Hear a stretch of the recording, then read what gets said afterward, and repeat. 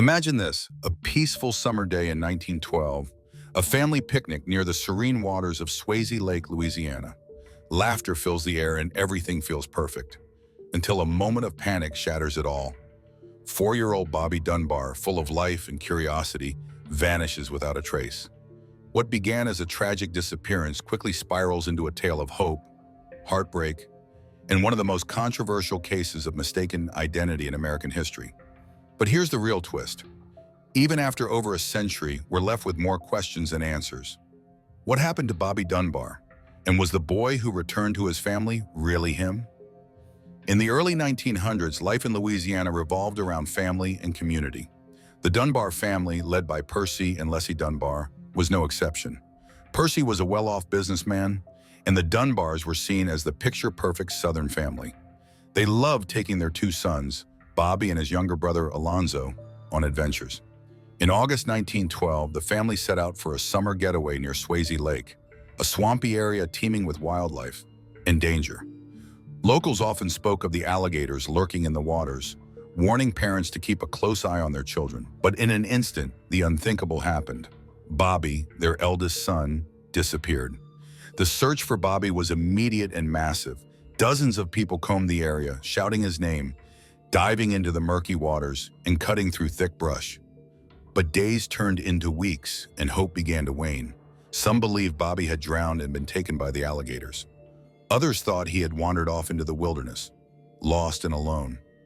Yet, whispers of another possibility began to spread. Could Bobby have been kidnapped? A ransom note never arrived, but sightings of a boy matching Bobby's description trickled in from nearby towns. The Dunbars clung to the hope that their son was alive, somewhere, waiting to be found. 8 months later, in April 1913, a breakthrough came. Authorities found a boy traveling with a drifter named William Cantwell Walters in Mississippi. Walters claimed the boy was not Bobby Dunbar, but rather Bruce Anderson, the illegitimate son of a servant who had left the child in his care. The boy bore a striking resemblance to Bobby Dunbar, and when the Dunbars saw him, they were convinced he was their son. Reports claim Leslie Dunbar broke down in tears, hugging the child, while Percy proclaimed they had finally found Bobby. But it wasn't that simple.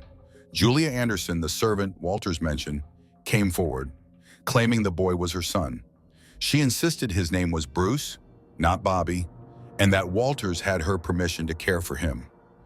What followed was a bitter legal battle over the boy's identity. The case became a media sensation.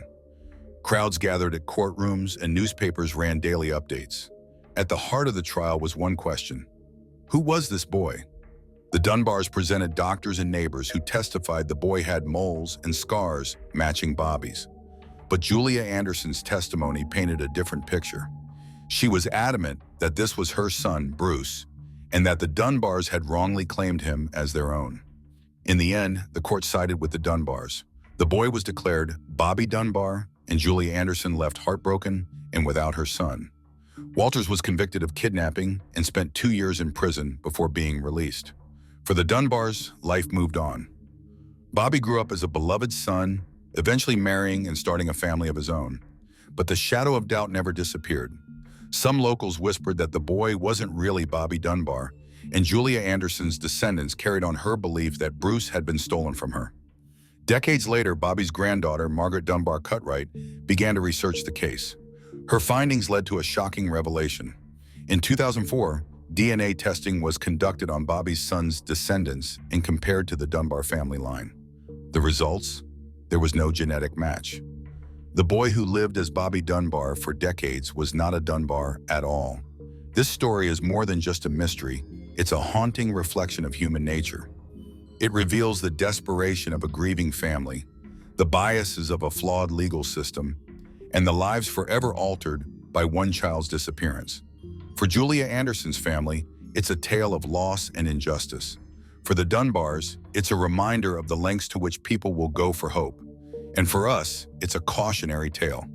It challenges us to think about identity, memory, and the truths we hold on to, even when the evidence says otherwise. What really happened to Bobby Dunbar on that fateful day in 1912? Was he kidnapped? Did he drown in the swamp? Or did he simply disappear into history? One thing is certain, the case of Bobby Dunbar is a story that will continue to fascinate and haunt us for years to come. If you found this story as chilling and thought-provoking as we did, let us know in the comments. And don't forget to subscribe to Forgotten Crimes for more tales that delve into history's most mysterious cases.